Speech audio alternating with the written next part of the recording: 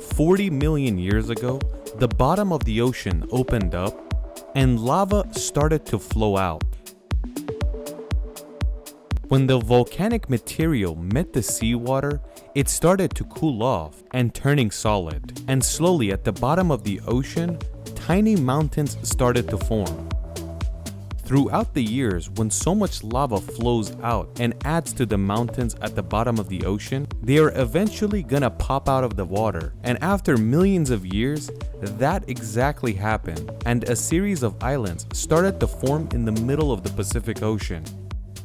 These islands stayed like this for a long time before any animals started living here, and with the help of the volcanoes, it only got bigger and bigger. When we get to 2,000 years ago, we meet a few people that are so fearless that they get in these little canoes and travel the Pacific Ocean and discover it all. And one of those islands is the Hawaii Islands. These were the Polynesians, and they were the very first people to travel the Pacific Ocean with their little canoes. The name of this island was named when the Polynesians arrived around 2,000 years ago, and it's good to know that each island has its own name. The Polynesians, just like every other island they discovered, they started living here, and it's interesting because they lived here for 1,700 years without anyone in the world realizing that there is a set of islands in the middle of the Pacific. But the Hawaiians had some bad luck, because in the 18th century, the British were going all over the world to find undiscovered places, or discovered places they can take over, and then they found Hawaii. From the beginning, the British thought they owned this land, but not with war, with diplomacy. The British start talking about Jesus and Christianity, and a lot of the locals actually liked it and turned into Christian. The king of Hawaii liked the British so much that when he saw the flag on their ship, he asked them, "What is this little fabric you guys hang on your ship?" When the British explained the meaning of a flag to the Hawaiian king, he really likes it and asks the British to make the same type of flag for our land. The British get very happy and say, "Absolutely, we usually have to do this by force and replace our flag, but since you guys want it, no problem." And the British designed this exact flag for the Hawaiians, which is still the state flag of Hawaii. It's good to know that on these islands, Americans are living here now.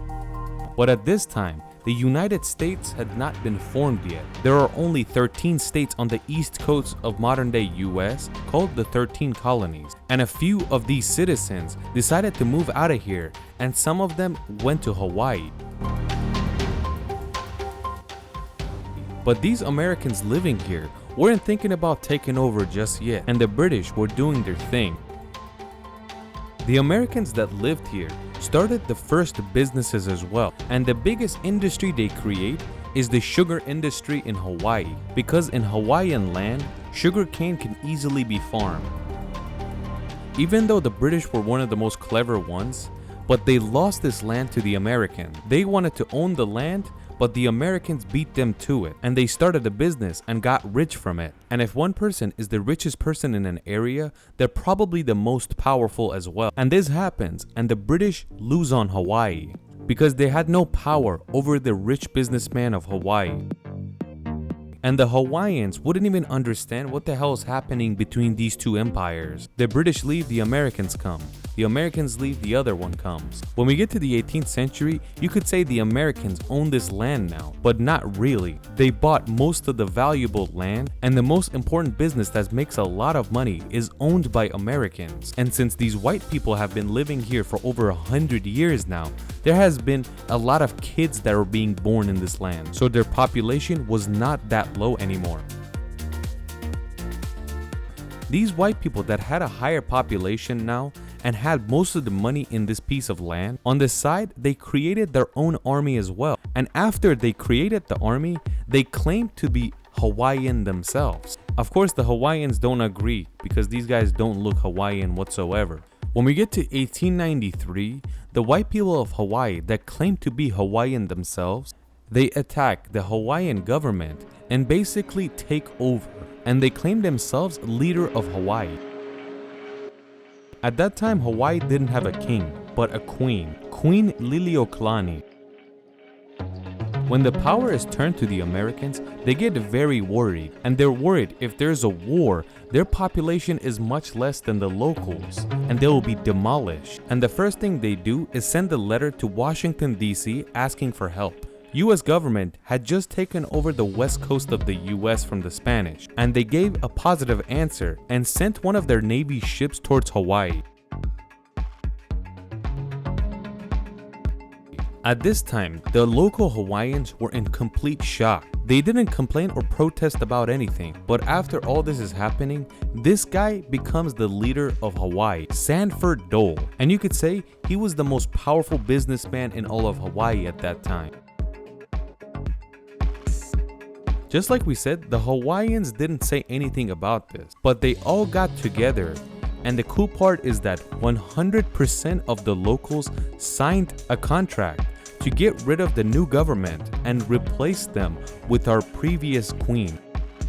Just like we said, 100% of the Hawaiian locals signed this in a positive way and nobody went against it. When Sanford Dole realizes what is happening, he decides the best thing he can do is go to Washington, D.C. and ask for help. At this time, the US government was busy with their own stuff and didn't really want to help out. And then 5 years passes. We get to the year 1898, and William McKinley is the US president now. A president that loves war to death. He sees what is going on with Hawaii and asks his associate, why aren't we helping them? We have to send troops to take over this land. The US Army surrounds the islands, heads straight to the capital of Hawaii called Honolulu. They remove the Hawaiian flag and replace it with the US flag. And they announce to the people and the government that this land is US territory now. At this time, for Westerners, owning new land and taking over land like this was pretty normal, and taking over Hawaii was no shock to the world. But the things they did after put a shock on people's faces. The Americans told the Hawaiians, you can't practice your culture anymore. The language of this land is now English. Back then, there was no social media or online. The only thing there was newspapers. In the mainland of the US, the 48 states, the news of taking over Hawaii was like this: how the locals welcomed the US government and let them take over, and the people accept that they want to be US territory rather than on their own. When we get to World War II, Japan is very strong in the Pacific Ocean. And 3 weeks before 1942, they decide to head towards Hawaii, and they bomb Pearl Harbor, Hawaii, and take over this land for about 3 months. But after 3 months, the Americans kick out the Japanese and take over the land once again. It was because of Pearl Harbor that the US entered World War II, something that Hitler really opposed. World War II ends and Japan is defeated. The people of Hawaii are getting used to the Americans, and that is why in the year 1959, the US government officially announces that Hawaii is the 50th US state, and 1 star is added to the US flag, and now we have 50 stars on the US flag.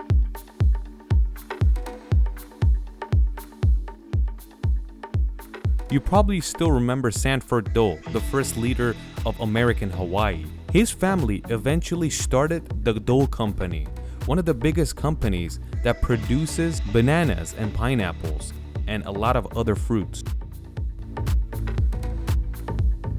Time passes and we get to the year 1993. This is the year that Bill Clinton is the US president, and he's signing a form basically apologizing to the Hawaiian people that 100 years ago, our government took your land by force. You might ask, what did the US government give the Hawaiian locals? Nothing. They just signed a piece of paper and quote unquote said sorry. But it's interesting to know that the Hawaiians kept their culture alive, and even though it was illegal to keep the culture and illegal to speak anything other than English, they still kept their culture alive. But they did mix their culture with the Americans. The official language of Hawaii is English. The kids in school have to learn English, but the Hawaiians kept their language alive at home and speak like that to their families, in a way where some foreigners learn Hawaiian to communicate with the locals. But let's get to know Hawaii a little bit more. The most tourist-attracted state in the US is the state of Hawaii, and not only do they travel here from all over the world, but they travel here from the US themselves, and that is why Hawaii has a very strong economy.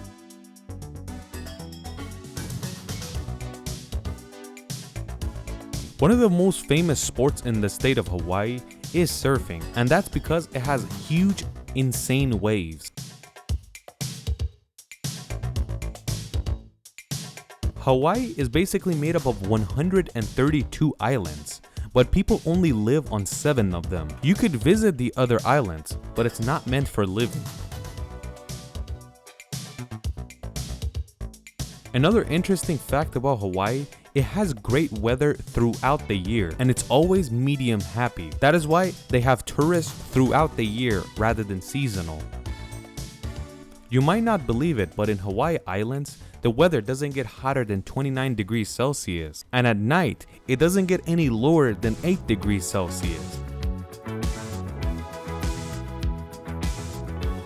Hawaii is extremely beautiful, and each island has its own beauty.